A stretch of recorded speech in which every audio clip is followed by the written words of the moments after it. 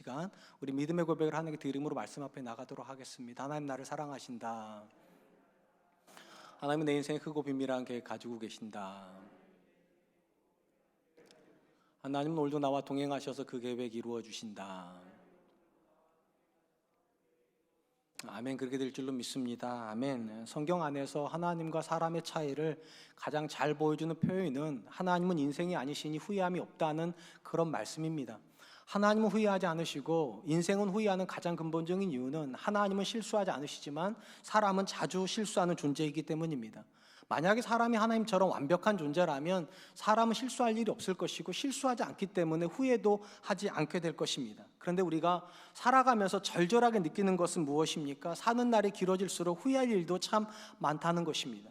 심지어 분명히 그때에는 그것이 실수라고도 생각하지 않아서 그 당시에는 후회하지 않고 살았는데 어느 시점이 되면 그 당시에 실수라고 느끼지 않았던 것이 실수였다는 걸 깨닫고 뒤늦게 후회하는 일도 우리는 자주 경험하게 됩니다. 가장 대표적인 것이 아마 한국 사회에서 아빠들의 삶이 아닐까 싶습니다.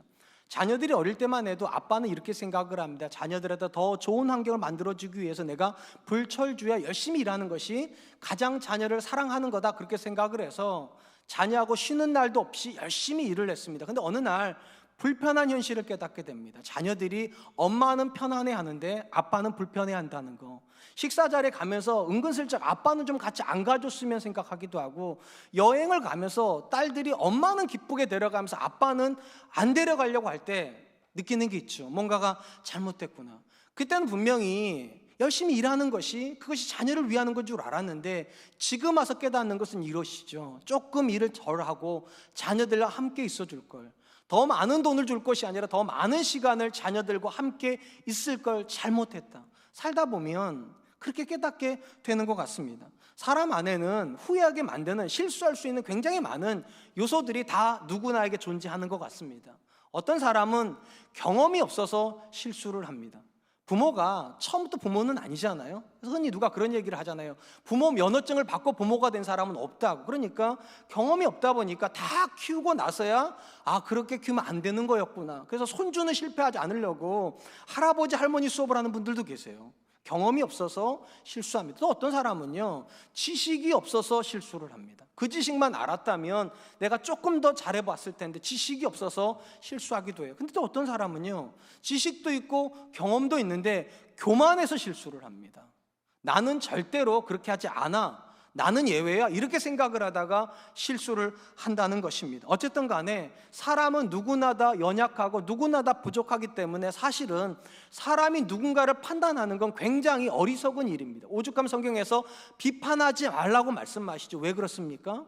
우리가 비판을 하고 있지만 정작 우리 눈에 들보가 들어가 있답니다. 내가 비판하는 그 대상 안에는 티밖에 들어가 있지 않는데 우리 이상하게 내 잘못은 못 보고 그들의 잘못만 자꾸 본다는 거예요.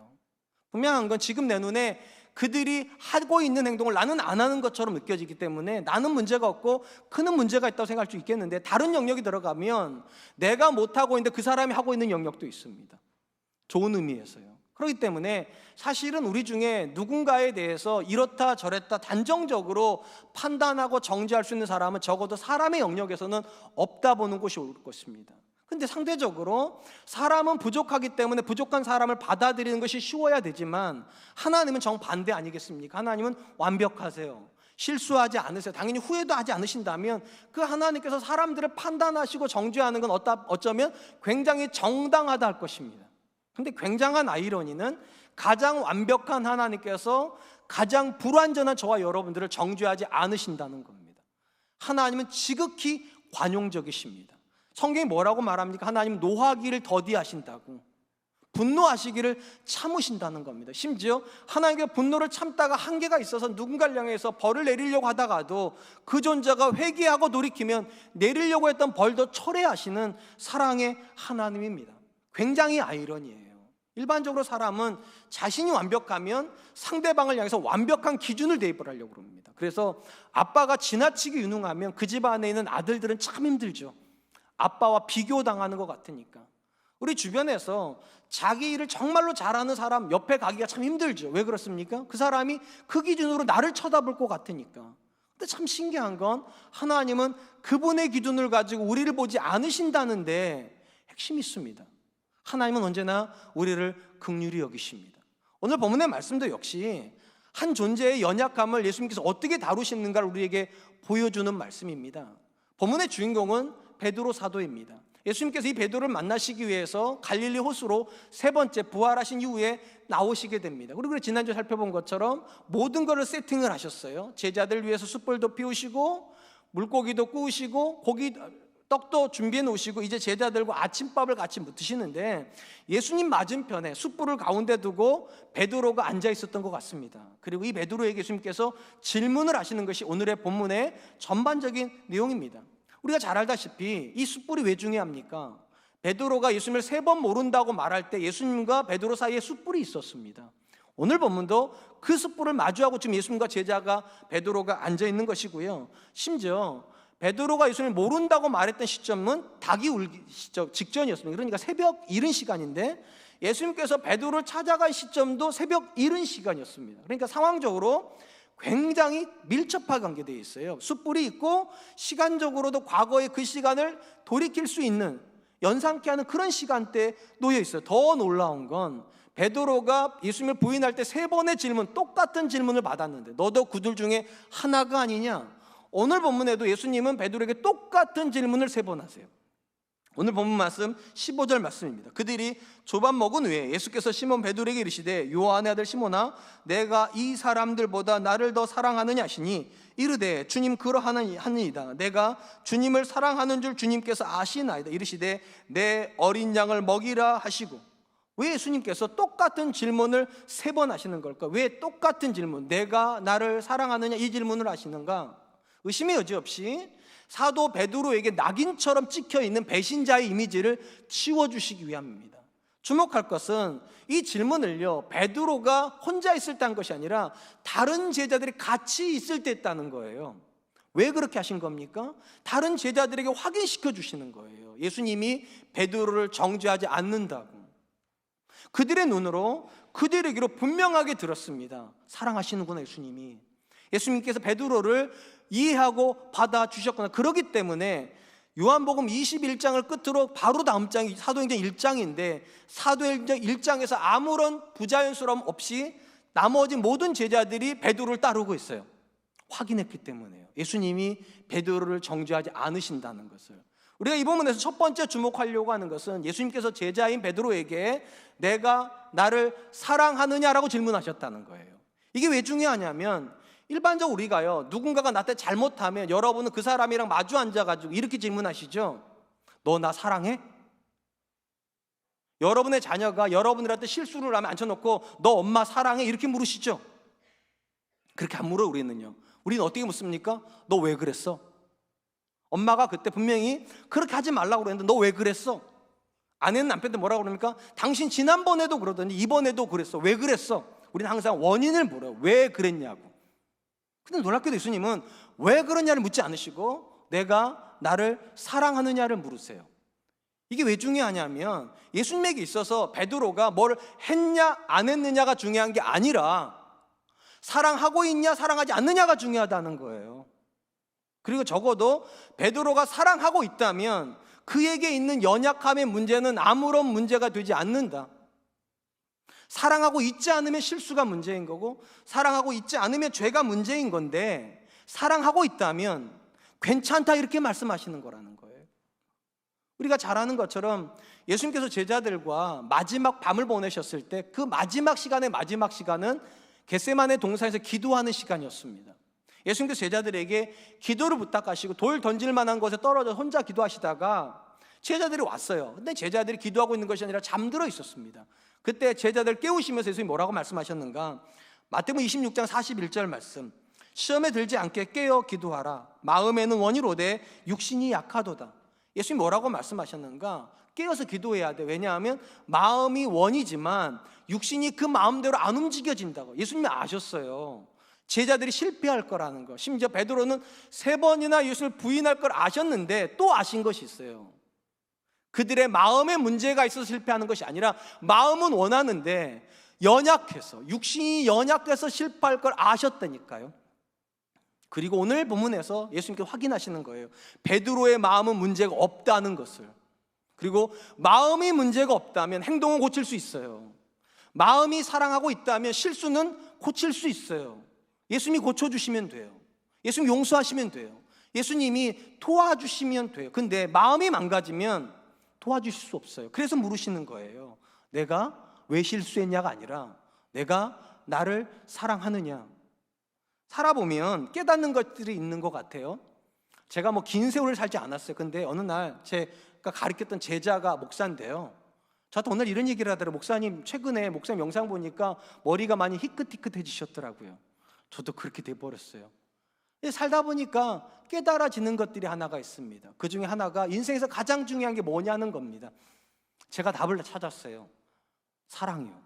사랑이 가장 중요해요. 왜 그럴까? 한 번만 들어보세요. 우리 중에 똑같음을 가지고 사는 부분은 없습니다. 똑같은 자녀랑 사는 부분도 없어요. 우리는 다 다른 사람이랑 살아요. 다른 배경을 가지고 있고 다른 환경을 가지고서 우리는 살아요. 당연히 다르기 때문에 생기는 문제들이 있습니다. 그런 말은 우리 가정 안에서요, 문제가 없는 가정 없고 문제가 없는 부모가 없고 문제가 없는 부부가 없다는 말입니다. 근데 차이가 하나가 있어요. 문제는 다 있는데 어떤 부분은 문제 해결하는 게 쉬운데 어떤 부분은 똑같은 문제를 해결하기가 어렵다는 거예요. 그리고 이 문제라는 관점에서 가장 중요한 키워드는 문제가 크냐 작으냐가 아닙니다. 사실은 사랑하고 있냐 사랑하고 있지 않느냐가 결정적이에요. 분명한 건 사랑하는 부부도 싸웁니다. 저희 집이 대표적이에요. 저는 사랑해요, 진짜로요. 누가 그러더라고요. 제 눈에서 꿀이 떨어진다고. 웃자고 한 얘기인데 안 웃으시면 제가 얼마나 민망합니까? 어쨌든 제가 사랑해요. 근데도 거스르는 행동이 있어요, 제 아내가. 제가 싫어하는 행동을 해요. 다르니까. 분명히 사랑하는 사람도 싸워요. 근데 사랑하는 사람이 하는 싸움은요, 반드시 화해의 지점을 찾기가 쉽습니다. 결국 화해해요. 근데 사랑하지 않는 부부가 싸우면 아무리 작은 문제로 싸워도 큰 문제가 벌어집니다. 왜 그런 줄 아세요? 사랑하지 않는 부부는 이미 마음이 닫혀 있는 사람이에요. 상처받아가지고 마음이 닫혔기 때문에 마음이 닫혀 있어요. 그래서 작은 문제가 벌어지면 어떻게 생각하는가? 그 문제를 보는 게 아니에요. 당신이 나를 사랑해도 그렇게 했을 것 같아? 이렇게 얘기를 해요. 단순히 나는 말 한마디 했는데 이렇게 말한다니까요. 당신이 나를 사랑했다면 그렇게 말 안 했을 거야. 나는 그렇게 복잡하지 않은데, 난 그냥 단순하게 어떤 행동이 마음에 안 든다, 어떤 것도 내가 상처받아 얘기한 건데, 사랑이 문제가 되는 부분은요, 그 모든 걸 다 사랑에다 갖다 얹어버려요. 사랑하지 않으니까 그렇게 얘기하는 거야. 당신이 나를 사랑하지 않으니까 애들 앞에서 나를 함부로 얘기하는 거야. 그래서 사실은 문제가 아니고요, 사랑이 문제인 경우가 대부분이에요. 아무리 큰 문제라도 사랑하고 있는 남편과 아내는요, 아내를 긍휼히 여깁니다. 남편을 불쌍히 여깁니다. 그래서 화해해요. 그런데 사랑이 없는 부분은요, 아무리 작은 문제 앞에 가서도 내가 받은 상처가 너무 크기 때문에 상대방의 잘못의 경중이 중요하지 않아요. 모든 관계는 다 똑같습니다. 사랑하고 있으면 이해하기가 쉬워요. 사랑하고 있으면 용서하기도 쉬워요. 사랑받고 있다고 느끼면 나를 고치는 것도 쉬워요. 근데 사랑이 망가져버리면 작은 것도 못 고쳐요. 아주 사소한 문제도 결국 파국으로 가게 돼요. 오늘 보면서 예수님께서 왜 베드로한테 사랑하느냐고 물으실까요? 사랑하고 있는 동안에는 문제가 없기 때문이에요. 나머지 것들은 예수님이 도와주시면 돼요. 나머지 것들은 예수님이 고쳐주시면 되고, 나머지 건 예수님이 이해하시면 돼요. 근데 베드로의 마음이 망가져 있으면 진짜 큰 문제라는 거예요. 그리고 제자들 앞에서 예수님이 확인시켜 주는 거, 베드로의 마음은 망가지지 않았다. 여전히 베드로는 예수님을 사랑합니다. 당당히 말하잖아요. 그러하외이다. 내가 주를 사랑하는 거 주님께서 아시지 않습니까? 그리고 예수님께서 이 베드로를 용서하시고 연약함을 채워주세요. 우리가 잘 아는 것처럼 요한복음을 끝나고 그 다음 성경이 사도행전인데, 이 사도행전에서 베드로는 예수님이 약속하신 성령을 받게 됩니다. 그러자 이전에 그가 가지고 있었던 육신은 연약하다는 개념이 없어져 버려요. 더 이상 연약하지 않아요. 예수님께서 채워주셔 버렸어요. 그러자 그는 당당합니다. 천하인간의 구원을 얻을 만한 다른 이름을 우리에게 주신 적이 없다라고 모든 사람 앞에서 당당하게 외치는 사람이 돼요. 확실히 그는 이전에 우리가 알고 있던 베드로와 사도행전 이후의 베드로는 다르다는 걸 보여줬어요. 예수님이 채워주셨기 때문에. 부족함을 만져주셨기 때문에. 그런데 반드시 해야 될 것이 하나가 있습니다. 사도행전 이전이나 이후나 달라지지 않는 게 한 가지가 있어요. 베드로는 여전히 예수님을 사랑하고 있습니다. 신앙의 본질이 뭘까요? 본질은 바뀌지 않는 겁니다. 그게 본질이에요. 나이가 들면 많은 것이 바뀝니다. 이전에는 활발하게 교회 활동을 했지만 나이가 들면 그게 안 되는 분들이 계세요. 이전에는 눈이 좋을 때는 성경을 1년에 몇 독씩 했지만 이제는 눈이 어두워져가지고 돋보기를 끼면서 봐야 되기 때문에 3번 읽었던 사람이 한 번도 못 읽는 일도 벌어져요. 이전에는 목소리가 좋아서 성가대 봉사도 굉장히 좋았는데 지금은 목소리가 내가 들어도 마음에 안 든다고 해서 성가대 봉사 못하는 분들도 계세요. 분명히 사역의 양도, 사역의 질도 바뀔 수 있어요. 근데 그게 본질은 아니에요. 진짜 본질은 주님 사랑하는 거예요. 나이가 들어도 예수님 사랑하는 거 바뀔 수 없어요. 시간이 흘러갔다고, 시대가 바뀌었다고 해서 주님을 사랑하는 게 변질될 수는 없어요. 그게 핵심이에요. 그래서 물으시는 거예요. 네가 나를 사랑하느냐? 사랑하는 성도 여러분, 신앙생활에서 가장 중요한 한 단어가 하나님에 대한 사랑이라는 거 반드시 기억하세요. 왜냐하면 다른 모든 것들은 다 부수적이에요. 무슨 말인가? 다른 모든 것들은 다 하나님이 고쳐주시기도 하고 채워주시기도 하고 하나님이 하시면 돼요. 근데 우리가 하나님께 드리는 사랑은 여러분이 하시는 거예요. 그건 하나님이 어떻게 해주시는 영역이 아니에요. 절대로 하나님한테 가서 이렇게 말씀 못해요. 내가 하나님 사랑하지 못하는 건 하나님이 나한테 뭐 안 해주셔서, 이렇게 말 못한다니까요. 근본적으로 다른 모든 것들은 하나님의 영역입니다. 그분이 채워주실 수 있어요. 하나님이 바꿔주실 수도 있어요. 심지어 하나님이 주도적으로 모든 걸 다 해주실 수도 있어요. 근데 하나님이 안 하시고 못 하시는 영역 딱 하나, 내가 하나님을 사랑하는 거예요. 근데 이게 굉장히 중요해요. 왜냐하면 여러분들이 또 제가 하나님을 사랑하지 않고 있으면 아무 일도 안 일어나기 때문입니다. 아무 일도 안 일어나요. 우리가 하나님을 만나는 지점이 어디일까요? 성경에 이렇게 되어 있어요. 여호와 하나님이 온 땅을 두루 감찰하사 전심으로 자기를 향하는 자에게 능력 베푸시길 기뻐하신다고. 하나님이 우리를 찾아오시고 우리가 하나님을 만나는 지점은 전심하는 지점입니다. 그리고 우리는 사랑하는 대상에게만 전심해요.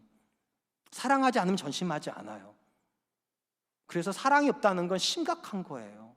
우리는 단순히 내가 죄를 지었냐 안 지었냐 이것만 관심이 많아요. 사실은요. 우리 중에는요, 도덕적으로 죄랑 멀어 있는 분들이 계세요. 그래서 근본적으로 죄를 잘 안 짓는 분들이 계세요. 그리고 착각을 해요. 내가 신앙이 좋다고. 그렇지 않을걸요. 여러분들은 신앙이 좋아서 죄를 안 짓는 것이 아니라 어려서부터 그것이 좋은 거라고 배웠기 때문에 죄를 안 짓고 계시는 것 뿐이에요. 진짜는요, 사랑하기 때문에 그 일을 안 하고 있어야 되는 거예요. 그리고 차선은 뭔지 아세요? 사랑하지만 연약해서 넘어질 수는 있어요. 그게 차선이에요. 그러면 연약한 부분은 하나님이 고쳐주시면 돼요. 그리고 우린 기도하면 돼요. 하나님, 내가 이 부분이 연약해서 넘어졌으니까 하나님 긍휼히 여겨달라고. 한 번만 스스로 물어보세요. 하나님이 여러분들한테 너가 나를 사랑하느냐 물어보실 때 여러분 뭐라고 대답하실래요? 주님, 저 열심히 일하고 있습니다. 그거 정답 아닙니다. 저 죄 안 짓고 있습니다. 그거 정답 아닙니다. 저 착합니다. 그거 정답 아닙니다. 내가 주를 사랑하는 줄 주께서 아시나이다. 하나님은 우리에게 사랑을 질문하십니다. 그렇기 때문에 하나님을 향한 사랑이 신앙의 본질 중에 본질입니다. 두 번째로 우리가 본문에서 주목해야 되는 거, 예수님께서 베드로한테 내가 나를 사랑하느냐 이 질문을 하셨는데 이 질문 안에는 기본적인 하나의 전제가 깔려 있다는 겁니다. 어떤 전제요? 내가 너를 사랑하는데. 그러니까 이 질문은 이렇게 읽어야 돼요. 내가 너를 사랑하는데 너도 나를 사랑하느냐. 제가 이렇게 읽어야 된다고 말하는 이유가 있어요. 요한복음 21장은요 그 배경 자체를 누가 설정하고 계시는가? 예수님이 설정하고 계신다니까요. 의도적으로 갈릴리에서 만나자고 하시고요, 의도적으로 베드로가 실패했던 모든 사건을 다 예수님께서 재구성해 주시고요, 의도적으로 베드로에게만 똑같은 질문을 3번 하세요. 세팅을 예수님이 하고 계세요. 심지어 베드로가 예수님을 찾아간 게 아니에요. 예수님이 베드로를 찾아갔어요. 우리가 경험적으로 아는 것이 있습니다. 사랑하는 사람이 찾아갑니다. 사랑받는 사람이 찾아가는 거 없어요. 사랑하는 사람의 눈길을 움직이고요, 사랑하는 사람의 발길을 움직입니다. 저하고 제 아내도요, 일방적으로 제가 사랑하는 관계였어요. 지금은 이제 쌍방통행이라고 믿어 의심치 않지만 시작은 일방통행으로 시작이 됐어요. 항상 눈길이 먼저 가고 발길이 먼저 갔어요. 제가 전도사 시절에 제 아내하고 연애를 하고 있었습니다. 제가 전도사를 했던 교회가 이제 수서동에 있는, 그러니까 일원동에 있는 남솔은혜교회인데, 거기서부터 저희 집까지 가려면 1시간 반을 지하철 1시간 타고 버스 30분 타고 들어가야만 됐어요. 그리고 중간 지점에 제 아내가 살았어요. 해화동에 살았어요. 다른 때 만나는 건 문제가 없는데 수요 예배 끝나고 금요철학 끝나고 만나는 게 참 힘들었어요. 왜냐하면 수요 예배 끝나고 나면 9시예요. 가다가 보면 저희 아내 집쯤 도착할 때 10시니까 그때 만나면 1시간 정도 만나고 이제 집에 가는 건데, 가장 큰 문제가 금요기도 끝나고 문제예요. 금요기도가 끝나면 한 10시 40분쯤 끝나면 제가 아무리 빨리 가야 11시 30분 정도 도착을 해요. 그러면 만날 수 있는 시간이 한 1, 20분밖에 없어요. 그럼 지금 저 같으면 패스. 그러겠죠? 뭐 10분 만나려고 거기 제가 지나가겠어요, 제가? 근데 참 신기한 건 발길이 패스가 안 돼요. 꼭 내려요. 제 아내가 내린 게 아니라 제가 내렸어요. 무슨 말씀인가? 사랑하는 사람이 찾아갑니다. 오늘 본문에 누가 누구를 찾아갔습니까? 예수님이 베드로를 찾아갔어요. 사랑하기 때문에 베드로가 신앙을 회복할 수 있는 모든 것들을 다 세팅해 놓으시고 물으시는 거예요. 내가 이만큼 사랑해서 너를 찾아왔는데 너도 나를 사랑하냐? 사실 이것은 베드로에게만 하시는 질문은 아니에요. 우리에게도 똑같이 질문하세요. 여러분 그거 아세요? 하나님이 우리에게 사랑을 기대하시고 심지어 하나님 우리에게 사랑을 명령하신다는 거. 마음을 다하고 뜻을 다하고 힘을 다하여 주 너희 하나님을 사랑하라. 여러분, 사랑은 명령한다고 되는 게 아니잖아요. 사실은 사랑은 움직이는 거잖아요, 그냥 마음에서. 근데 하나님 놀랍게도 우리를 향해서 사랑을 기대하신 것도 있지만 사랑을 명령하기까지 하십니다. 왜 그럴까요? 너무나도 확실한 사실 하나가 있기 때문에요. 하나님이 우리를 사랑하고 계시기 때문입니다. 요한일서가 이렇게 기록을 하죠. 요한일서 4장 19절 말씀, 우리가 사랑하면 그가 먼저 우리를 사랑하셨음이라. 하나님이 우리를 사랑하시기 때문에 우리에게 사랑을 명령하실 수 있다는 거예요. 그리고 우리 중에서 하나님에 대한 사랑을 느끼고 있는 사람은 하나님을 사랑하는 게 어렵다고 말하지 않아요. 신앙의 가장 큰 문제는 절대로요, 저와 여러분들이 고난당하는 게 문제는 아닙니다. 능력이 없는 게 문제도 아니고요, 연약한 게 문제도 아니에요. 진짜 큰 문제는요, 하나님의 사랑을 못 느끼고 있다는 게 진짜 큰 문제예요. 분명히 하나님은 나를 사랑한다고 말씀하시는데, 천하 인간에서 가장 나를 귀하게 여긴다고 분명히 말씀하시는데 내가 그게 안 느껴지니까 사랑이 고통스러운 거죠. 사랑에 대한 명령을 읽을 때마다 참 부담스러운 거죠. 최근에 제가 가장 자주 쓰는 표현 중에 하나가 이런 거예요. 내가 도대체 뭔데? 이 표현 참 많이 써요. 제가 올해로 우리 교회 온 지 10년 됐다고 말씀드렸잖아요. 10년을 돌아보니까 이런 생각이 들어요. 어떻게 여기까지 왔나? 기적이다. 이거는 나 같은 사람이 어떻게 이렇게까지 했을 수 있었을까? 이건 기적이다. 그리고 늘 드는 생각, 내가 뭔데 하나님께서 나를 이렇게 사랑하시나? 근본적인 관점에서요, 하나님과 우리 관계에서 가장 중요한 건 이 사랑에 대한 코드가 맞냐는 거예요. 그리고 하나님 우리한테 말씀하시는 거예요. 내가 너를 사랑하는데 너도 나를 사랑하느냐? 그리고 이 사랑에서 가장 중요한 건 시점이에요. 시점. 예수님께서 베드로한테 너는 나를 사랑했었냐? 우리 일반적으로 실수한 사람한테 그렇게 묻는다고 그랬잖아요. 너 나 사랑하긴 했었던 거야? 우리 이렇게 물어요. 근데 실수한 베드로를 앞에다 두고 예수님 뭐라고 물으셨는가? 너는 지금 나를 사랑하느냐? 요한 아들 시몬아, 내가 나를 현재형으로 묻는다는 겁니다. 그래서 하나님의 질문이 어려워요. 힘들어요. 왜냐? 우리는 중에는요, 사랑했던 적이 있었던 분들은 굉장히 많아요. 사랑이 과거형인 분들이에요. 한때는 새벽 예배 한 번도 안 빠졌던 분들이 이 자리에 계세요. 한때는 금요철학 빠지면 큰일 나는 줄 알고 직장에서 밥도 못 먹고 오는 분들도 계셨어요. 한때는 성경 1년에 한 번 안 읽으면 입에서 가시 돋는 줄 알고 그랬던 분들도 계세요. 늘 이렇게 얘기를 했을 거예요. 나도 한때는 요즘도 회장이었어. 나도 한때는 남전도회 회장이었어. 나도 한때는 청년부 임원이었어. 우린 늘 그런 식으로 이야기를 하고, 그리고 하나님 앞에 그렇게 기도하면서 긍휼을 구해요. 하나님, 지금은 제가 이 모양 이 꼴이지만 제가 한때 정말 뜨겁게 주님 사랑했다는 거 아시잖아요. 맞아요. 그렇게 기도할 수 있어요. 근데 하나님의 질문은 그랬었냐가 아니에요. 지금도 사랑하냐예요. 여전히 그 사랑에 변함이 없느냐는 거예요. 그리고 베드로는 이렇게 말하죠. 내가 주를 사랑하는 줄 주께서 아시나이다. 아마 이 자리에 계신 분들 중에도 내가 주님을 사랑하나 사랑하지 않나가 헷갈린 분들이 계실 거예요. 분명히요. 분명히 사랑하는 것 같기도 하고 안 하는 것 같기도 한데, 도대체 어떤 기준으로 사랑을 말씀하시는 걸까? 이 본문을 잘 들여다보면 예수님이 질문 안에 답이 있어요. 예수님이 이렇게 질문하셨어요. 내가 이 사람들보다 나를 더 사랑하느냐? 이 본문 말씀은요, 사람과 관련해서 두 가지로 번역이 가능해요. 사실은 우리 성은 어떻게 번역한 건 이렇게 번역을 했어요. 이 사람들을 사랑하는 것보다, 그러니까 베드로 주변에 지금 6명의 동료들이 있어요. 같이 그물을 내렸던 동료들. 예수님 말씀하세요. 베드로에게 이 사람들은 굉장히 귀한 사람이고 베드로가 사랑하는 사람들일 거예요. 근데 베드로 이렇게 물어보세요. 네가 이 사람들을 사랑하는 것보다, 너가 네 아내를 사랑하는 것보다, 너가 네 자녀를 사랑하는 것보다 나를 더 사랑하느냐? 우리 성은 그렇게 번역했다고요. 내가 사람들에게 주는 사랑보다 주님을 향해서 더 큰 사랑을 드리고 있느냐, 이렇게 묻는 것처럼 번역을 했어요. 근데 또 다르게 번역할 수도 있어요. 다른 사람들이 나를 사랑하는 것보다, 네 주변에 있는 사람들이 나를 사랑하는 것보다 너는 더 사랑하고 있냐? 저는 이 번역이 더 정확한 번역으로 믿습니다. 왜냐하면 질문의 대상이 베드로잖아요. 베드로가 늘 했던 말이 뭔지 아세요? 다른 모든 제자들이 그렇게 할지라도 저는 그렇게 안 합니다 였어요. 예수님께서 제자들한테 말씀하셨어요. 너희가 다 나를 버릴 거라고. 그랬더니 베드로 뭐라 말합니까?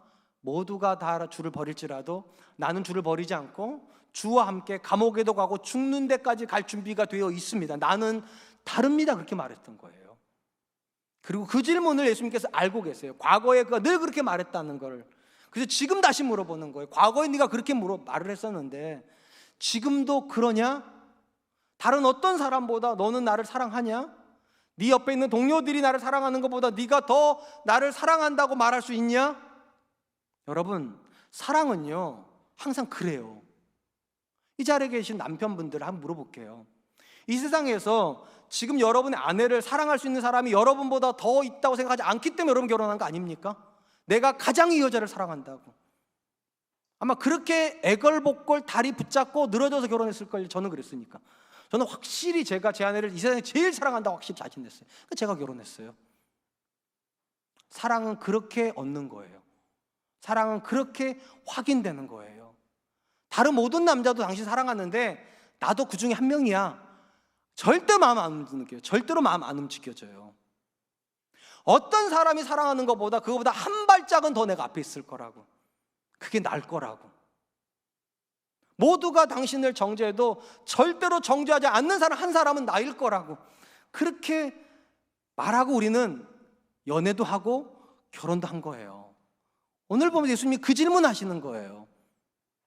그런 사랑으로 사랑하냐?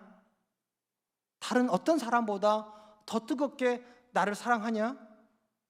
우리가 잘 알다시피요, 예수님에겐 제자가 12명이었습니다. 근데 모든 제자가 예수님과 똑같은 거리를 두고 있었던 건 아닙니다. 유난히 예수님과 가까웠던 제자가 3명이 있어요. 베드로, 야고보, 요한이요. 이 3명만 데리고 예수님께서 갔던 곳들이 몇 군데가 있습니다. 우리가 잘 아는 회당장 야이로의 딸이 죽어간다고 했을 때 제자들과 같이 가다가요, 그 집 안으로는 누구만 데리고 들어갔는가? 3명의 제자만 데려갔습니다. 베드로, 야고보, 요한만 데리고 들어갔어요. 변화산에서 예수님께서 변모하시는 모습을 보여줄 때 9명의 제자들은요 산 밑에 있었습니다. 유일하게 3명만 함께 올라갔는데 베드로, 야고보, 요한만 올라갔습니다. 예수님께서 마지막 기도를 하실 때 기도하는 마지막 지점까지 데려가서 예수님을 위해서 중보기도 해달라고 부탁했던 제자들도 딱 3명입니다. 베드로, 야고보, 요한입니다. 분명히 다 똑같은 제자인데 예수님께서 모든 제자를 똑같이 대하지는 않으셨어요. 더 가까이 대하는 제자가 있었어요. 그들은 다 한결같이 다른 제자들보다 더 주님을 사랑했던 사람들입니다. 베드로는 당당히 말하잖아요. 다 버릴지라도 저는 절대로 그러지 않습니다. 저는 다릅니다. 내게 예수님은 다른 분이십니다. 이렇게 말했던 거예요. 근데 성경에 보면 야고보와 요한이 특별히 더 예수님을 사랑했다는 증거를 찾기가 좀 어려워요. 근데 주목할 만한 기록이 하나가 있어요. 어머니를 데리고 대동했던 유일한 두 제자가 야고보와 요한이에요. 그들은 어머니까지 대동해서 어필하고 싶은 것이 하나가 있었을 거예요. 분명히요. 주님, 내가 주님을 위해서 얼마나 헌신적이었는지 내 어머니도 아십니다. 예수님도 아시지 않냐고. 그러니까 주의 나라가 이 땅에 임할 때 오른편 왼편에 야고보와 요한에게 주십시오. 확실히 이들도 자신 있어요. 다른 어떤 제자보다도 자신들이 더 예수님에게 열정적이고 주님을 더 사랑한다는 것, 그리고 예수님이 그걸 아셨기 때문에 그들을 가까이 두십니다. 한번 물어볼게요. 하나님이 여러분들을 다른 사람보다 가까이 두셔야 될 이유가 뭡니까? 하나님이 여러분들의 기도를 더 경청해야 되는 이유가 뭡니까? 하나님이 여러분들에게 더 특별한 분이 되셔야 되는 이유는 무엇입니까? 그 질문을 하시려면 이 질문에 답을 하셔야 돼요. 다른 모든 사람들보다 더 나를 사랑하고 있느냐? 베드로는 말합니다. 내가 그러는 줄 주께서 아시나이다. 우리가 사는 모든 영역에는요, 최정점을 올라가 있는 사람들이 있습니다. 성공한 사람들이죠. 여러분, 성공한 사람들이 다 똑같은 특징을 가지고 있는 건 아닙니다. 배경도 다르고요, 성향도 다르고 영역도 다를 수 있어요. 근데 공통점이 있어요. 공통점이 딱 하나의 공통점을 꼽으라면 그들은 미친 듯이 사는 사람들이라는 겁니다. 굉장히 열정적이에요. 분명한 건 재능이 있는 사람이 다 성공하는 건 아닙니다. 능력이 있는 사람이 다 최정점 올라가는 것도 아니에요. 왜냐하면 재능이 있고 능력이 있는데요, 일하기를 싫어하는 사람들이 있어요. 자기가 하는 일을 싫어하는 사람들이 있어요. 근데 자기가 하는 일을 미친 듯이 좋아하는 사람들도 있어요. 제가 스포츠를 참 좋아합니다. 스포츠, 특별히 프로 스포츠를 좋아하는데, 프로 스포츠는 다 프로 선수들이잖아요. 다 재능 있는 사람들입니다. 한국에서요 1% 안에 들어가기 때문에 프로 선수가 되는 거예요. 다요. 엄청난 재능을 가지고 있는 사람들인데, 그런데 그 프로 스포츠 선수 안에도요, 어떤 사람은 죽지 못해서 그 일을 하는 분들이 계세요. 돈 벌어야 되니까. 근데 어떤 사람은요, 그 일을 돈을 내고라서 할 것 같은 사람이 있어요. 정말 너무 좋아해요. 야구 선수인데 야구를 너무 좋아해요. 농구 선수인데 농구를 너무 좋아해요. 비시즌인데 빨리 개막했으면 좋겠다고, 빨리 가서 덩크슛 하고 싶고, 빨리 가서 말로 없는 치고 싶고, 막 이런 열정이 일어나는 사람이 있어요. 다 공통점이 뭔지 아세요? 사랑하기 때문이에요. 자기가 하는 일을 사랑해요. 그리고 사랑하면 한계가 문제가 되질 않아요. 베드로가 연약하기 때문에 실수한 건 맞아요. 근데 사랑하고 있으면 연약함이 문제가 되지 않아요. 극복 가능해요. 그리고 그러하기 때문에 하나님께 물어보시는 거예요. 네가 나를 사랑하냐고. 성경에도 보면 믿음의 탁월한 지점에 올라가 있는 분들이 계십니다. 우리가 아는 것처럼 히브리서 11장에 나오는 믿음의 명예의 던장에 들어간 사람들에 대한 명단들이요. 특징이 뭡니까? 그들은 재능이 뛰어난 사람들은 아닙니다. 근데 사랑에서 남다른 사람들이에요. 하나님을 다른 사람들처럼 사랑하지 않아요. 다른 사람들보다 더 사랑해요. 그리고 그런 사람들을 하나님은 가까이 두시고 능력을 베푸심으로 하나님 일을 감당하게 하십니다. 사랑하는 성도 여러분, 만약에 예수님께서 베드로한테 너 앞으로 나를 위해서 얼마나 많은 일을 할래? 또는 너 다른 모든 제자들보다 더 탁월한 일을 할 수 있어? 이렇게 물었다면 베드로가 그러하오이다 이렇게 말할 수 있었을까요? 말 못했을 거예요. 만약에 여러분들한테 여러분이 살고 있는 인생에서 가장 성공하라고 그런다면, 그게 신앙이라면 할 수 있는 분이 몇 분이나 있을까요?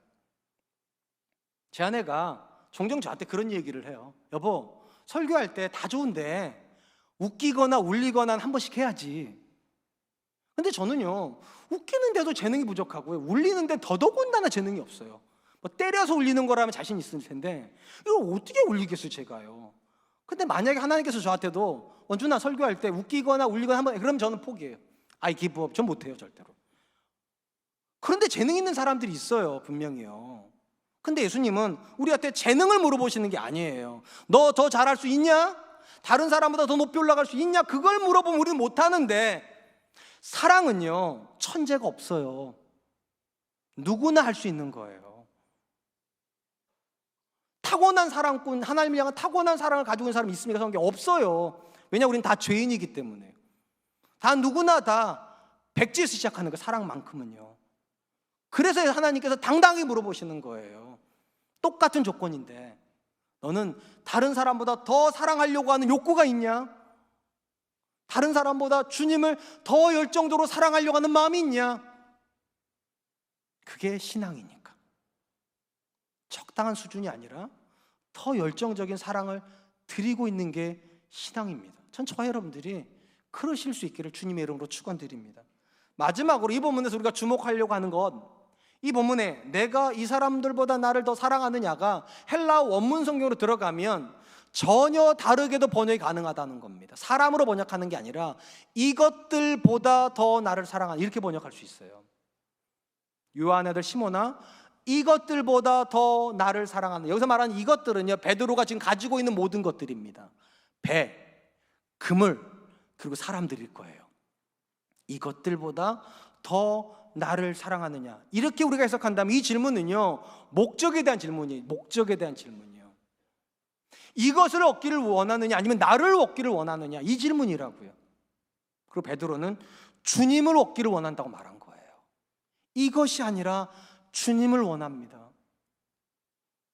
이 땅에는요, 종교라고 부를 만한 것들이 굉장히 많다고 자주 말씀드리잖아요. 근데 보네프라고 하는 독일 목사님께 뭐라고 말씀하셨는가? 기독교는 종교가 아니다. 왜 기독교는 종교가 아닐까요? 다른 모든 것들은 종교인데 왜 기독교만큼은 종교가 아닐까? 이유가 있다는 거예요. 다른 모든 종교는요, 사람을 위해서 신이 존재한다는 거예요. 이게 일반 종교입니다. 사람을 위해서 신이 존재해요. 그러니까 신본주의가 아니라 인본주의예요.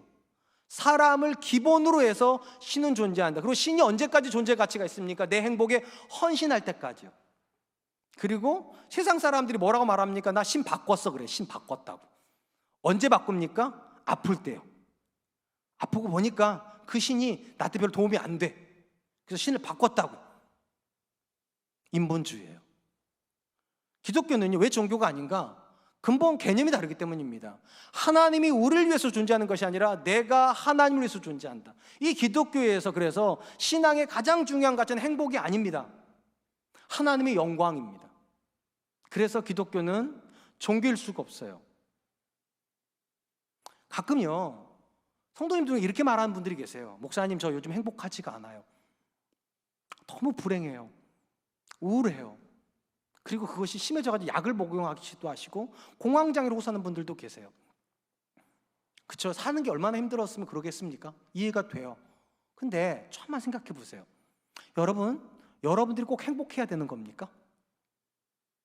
저와 여러분들이 꼭 행복해야만 하는 겁니까? 여러분, 행복에 대한 강박증이 있는 사람들이 꼭 우울해집니다. 나는 행복해야 되는데, 나는 기쁘고 싶은데, 나는 잘 되고 싶은데 왜 안 되나? 왜 안 되나? 그래서 오히려 더 불행해져요, 사실은요. 근데 잘 생각해 보세요. 성경에 행복이라는 단어가 몇 번이나 나오던가요, 여러분? 거의 안 나올 겁니다. 거의 없을 겁니다. 대신에 가장 많이 나온 단어가 있죠. 십자가요. 여러분들이 행복하다 못 느끼는 이유가 십자가 때문일 거예요, 사실은요. 하나님이 여러분 인생에 지어놓은 그 십자가의 짐이 너무 무거워서 나는 불행하다고, 나는 우울하다고, 나는 미치겠다고, 언제쯤이면 이 수레에서 벗어날 수 있는지, 언제쯤 이 지긋지긋한 고통에서 벗어날 수 있는지 늘 그렇게 생각하실 거예요. 근데 기독교 신앙이요, 인본주의적 관점이라면 그 말이 맞아요. 근데 기독교 신앙은 신본주의예요. 신본주의의 가장 큰 특징이 뭔지 아십니까? 하나님은 필요하면 고난을 보내신다는 거예요. 만약에 행복이 기독교 신앙의 목적이었다면 하나님 절대 고난 보내시면 안 돼요. 왜냐? 이 고난이 우리의 행복을 가장 위태롭게 만들거든요. 근데 왜 하나님 고난을 보내시냐고요? 하나님은 저와 여러분들이 행복해야 된다고 생각하는 게 아니기 때문입니다. 물론 행복이 없다는 뜻이 아니에요. 행복이 인생의 목적이 아니라 그보다 더 큰 가치가 있다는 거예요. 하나님의 뜻이 이루어져야 되는 가치요. 그리고 하나님의 뜻이 이루어지기 위해서는 때로는 여러분의 행복을 내려놓아야 될 때도 있어요. 그게 요셉이 형들에게 팔려가는 이야기일 겁니다. 그 지점에서 요셉은 스스로 엄청나게 불행했을 거예요. 우울했을 거예요. 절망적이었을 거예요. 근데 그는 인생을 포기하지 않아. 왠지 아십니까? 더 큰 가치를 보고 있기 때문에. 하나님이 하시려고 하는 일이 있다. 여러분이 행복한 것보다 더 중요한 거, 하나님이 하시려고 하는 일이 있다. 그런 점에서 여러분, 신앙의 가장 큰 핵심은요, 여러분들이 하나님 믿고 나서 얼마나 행복해졌냐가 아니에요, 사실은. 오히려 여러분들이 하나님 믿고 나서 얼마나 여러분의 행복을 내려놨냐예요. 얼마나 여러분들이 생각했던 그 기대치를 내려놓을 수 있었는가, 하나님 때문에. 그리고 신기한 건 사랑하잖아요. 그게 가능해져요. 사랑하면 내가 행복한 게 중요하지 않아요. 사랑하면 내가 사랑하는 대상이 행복해지는 게 중요해요. 내가 불편해져야 돼요, 사실은요. 사랑하면 할수록. 아마 그러셨을걸요, 여러분. 아내랑 연애를 할 때 여러분들은 아내를 집 앞에서 기다리게 하실 거예요. 여러분들이 데리러 가셨을 거예요. 지금은 아내 보고 오라고 하시고. 연애할 때는 손에 물 한 방울 안 묻히게 할 것 같지만 지금은 아내한테 계속 물 묻히라고 하실 거고. 죄송해요, 저희 집만 그러나 봐요. 사랑은 내가 행복한 게 중요하지 않습니다. 그 사람 행복한 게 중요해요. 예수님 물어보세요. 이것들보다 나를 더 사랑하냐? 네가 이것들을 원하는 거냐? 나를 원하는 거냐? 사랑은요, 인격을 원하는 거예요. 인격을요. 다른 모든 건 없어도 살지만 그 대상이 없으면 안 된다고 생각하는 사람들이 결혼을 하는 거예요. 그 아내가 없으면 내가 못 살 것 같고, 그 남편이 없으면 내가 행복할 수 없을 것 같아서 우리는 그렇게 미친 듯이 그 사람을 사랑하다가 결혼을 하는 거잖아요. 사랑은 대상을 사랑하는 거지 소유를 사랑하는 걸 사랑이라고 말하지 않아요. 그건 탐욕이라고 부르죠.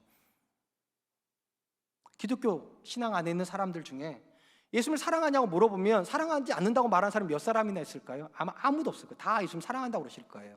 근데 조금만 들여다보면 진짜 예수님을 사랑하는 걸까요? 아니면 예수님이 주시는 무언가를 사랑하고 있는 걸까요? 굉장히 많은 사람들에게요, 예수님은 통로일 뿐입니다. 그냥요. 수단이라고요. 그리고 이것이 중요해요. 이것이요. 그리고 예수님 이걸 거꾸로 물어보시는 거예요. 이것이냐 주님이냐. 아이들이요, 아빠한테 와가지고 굉장히 잘할 때가 있어요. 주로 언제입니까? 뭔가를 원할 때. 그러니까 아빠를 원하는 게 아니라 지갑을 원하는 거잖아요. 그 지갑이 열려서 자기가 원하는 걸 딱 얻는 순간 딱 아는 게 있죠. 아빠들이 나를 좋아한 게 아니었구나. 내가 주는 무언가를 주하는 거구나. 어린 아이들입니다, 그게요. 그리고 그걸 가지고 예수님께 질문하시는 거예요. 너도 그러냐? 내가 주는 게 더 좋으냐? 아니면 내가 더 좋으냐? 그런 점에서 여러분, 신앙이 참 진실한지를 언제 확인한 줄 아세요? 하나님이 여러분들에게 이것들을 주었을 때입니다. 이것들을요. 내가 원하는 무언가를 얻었을 때 이것을 원하느냐, 그래도 주님을 원하느냐, 이 질문을 하시는 거예요.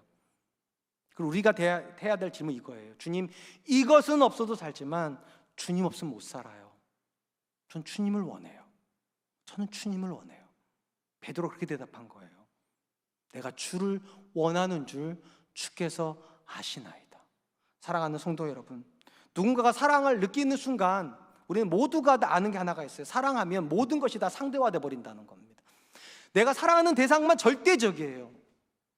그 여자만 유일한 여자가 되고 나머지는 다 사물이 돼 버려요. 그 남자만 유일한 남자가 되고 나머지는 다 사물이 돼 버려요. 아니던가요? 그렇게 돼요. 그리고 우리가 하나님을 사랑하고 있다면 그걸 똑같이 경험하고 있어야 돼요. 하나님만이 유일한 대상이어야 돼요. 주님을 원합니다. 주님만을 원합니다. 혹시 이 사랑이 너무 부담스럽습니까? 반드시 먼저 기억하세요. 하나님에게 여러분들이 절대적인 존재였다는 것을요. 하나님은 여러분이 뭐라고 여러분 얻으시려고 그 아들을 내어주셨다니까요. 하나님에게 있는 어떤 것도 여러분보다 귀한 것은 없었기 때문에 여러분을 먼저 사랑하시고 아들을 내어주신 거예요. 그리고 우리한테 요구하시는 거예요. 너도 그렇게 나를 사랑할 수 있겠냐고. 사랑은 절대적인 헌신을 요구합니다. 여러분 하나님을 사랑하신다면 전 저와 여러분들이 그럴 수 있기를 주님의 이름으로 축원드리겠습니다.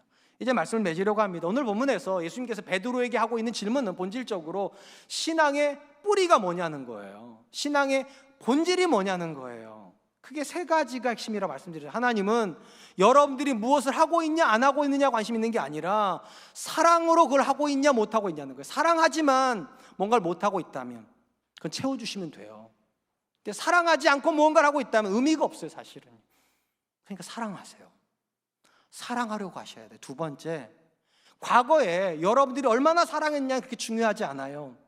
지금이 중요하고 다른 사람들처럼 사랑하는 게 중요한 것이 아니라 다른 사람들보다 더 사랑하려고 해야 돼요.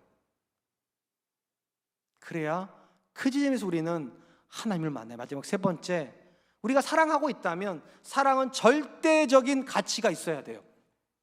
하나님을 원해야 돼요. 하나님 주신 무언가가 아니라 오직 하나님을 원해야 돼요. 그러할 때 우리는 알게 돼요. 하나님이 진짜 나를 사랑하시는구나. 하나님이 진짜 내 인생에서 나와 함께 해주시는구나. 전 저와 여러분들이 그런 경험할 수 있기를 주님의 이름으로 축원드리겠습니다. 이 시간 주신 말씀을 기억하면서 세 가지를 놓고 기도하겠습니다. 첫 번째, 하나님 무언가를 하고 안 하고가 아니라 사랑하면서 그 일을 하고 있는 사람 되게 해주십시오. 두 번째, 과거에 어떤 시절에 사랑했던 것을 가지고 나를 말하는 사람이 아니라 지금 사랑하고 있고 다른 누군가처럼이 아니라 다른 누군가보다 더 사랑할 수 있는 그런 사람 되게 해주십시오. 세 번째, 무언가를 얻기 위해서 사랑하고 있는 사람이 아니라 하나님을 얻기 위해서 오직 하나님으로 만족할 수 있는 그런 사람 되게 해주십시오. 우리 같이 한 번만 기도하도록 하겠습니다. 기도하겠습니다. 하나님 많으신